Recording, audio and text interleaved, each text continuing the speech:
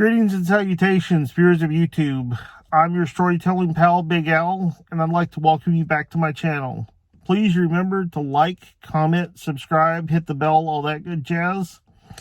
Also, please remember to watch the disclaimers video from this playlist for frequently asked questions about the how true these stories are and kind of a loose code of conduct for the comment section, etc. Anyway, with all that said, let's get into today's story.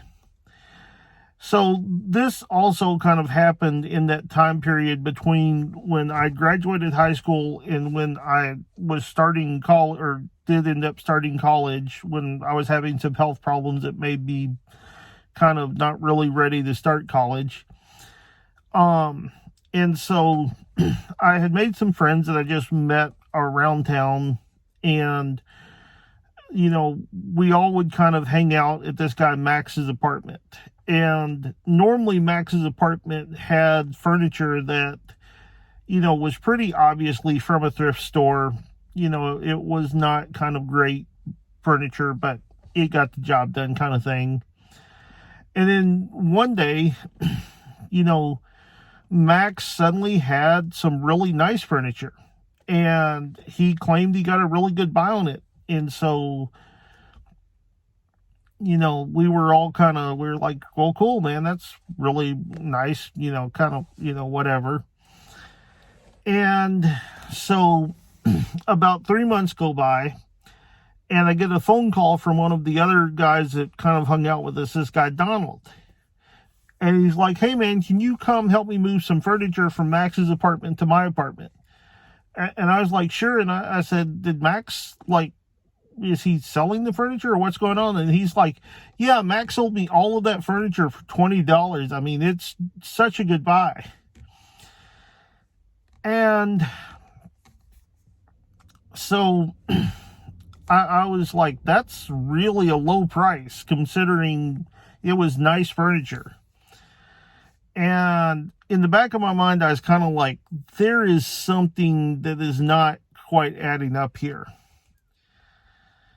And so I go over, and, you know, Max is like, I'm glad to get this stuff out of here. And we move it from Max's apartment to Donald's apartment. You know, everything's going somewhat according to plan, I guess. And then like 2 days later, and I guess this kind of goes to show like how different of an, you know, era of communications this was, but get a collect call from Max, and he's like, hey man, I'm in West Virginia. If Donald asks where I am, don't tell him. And I was like, what are you talking about? And then by the time that I was trying to ask him that, he hung up. So the next day, I get a call from Donald. And Donald says to me, hey, can you come over and help me take the furniture that I bought from Max down to the dumpster? And I'm like, why are you throwing it away? And he goes, it's hot. And I'm like, what do you mean it's hot? He said, Max had rented that furniture and then he sold it to me. And he said, I'm on the hook for receiving stolen property now. And I was like, you know, in the back of my mind, I'm no legal scholar, but I was thinking, I don't think that's how that law works, Donald. But, and so now Donald was out the furniture that he had gotten rid of when Max sold him the furniture, and out the furniture that, you know, Max had sold him. Max was nowhere to be found, and, you know, it was all a big mess.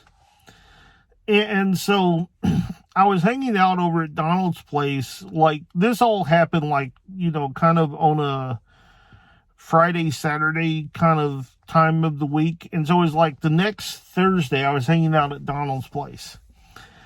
And there's a knock at the door. And we go to the door, and there's this big guy standing there. And he looks at us, and he goes, hey, man, where's Fast Max? And And Donald and I are like, well, we're kind of wondering that ourselves, So, we kind of would like to know also, if you find him, tell us. And the guy said, well, tell him I'm looking for him. And then he walked off without giving his name.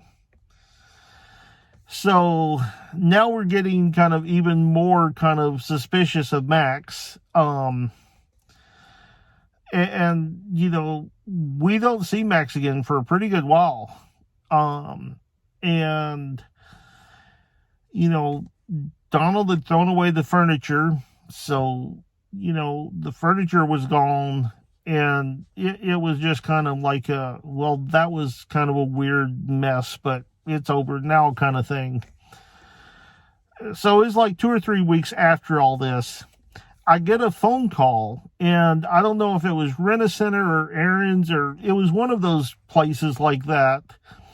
And the guy on the other end said, hey, this guy Max listed you as his credit reference, and he stopped making payments on the furniture that he rented from us. Do you know what's going on?